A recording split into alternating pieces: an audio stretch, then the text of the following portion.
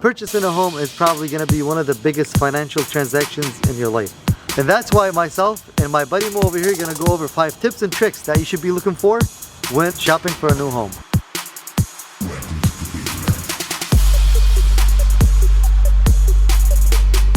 Tip number 1, we're going to start with the exterior.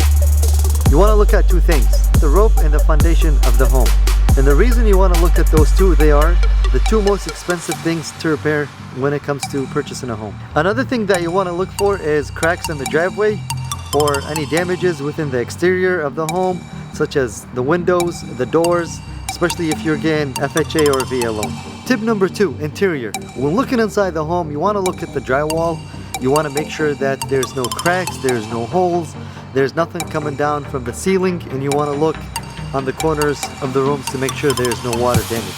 Tip number 3, criteria. You want to make sure that the room sizes are big enough to fit you and your family. It's always important that when purchasing a home, it's comfortable for you to live. Tip number 4 is budget.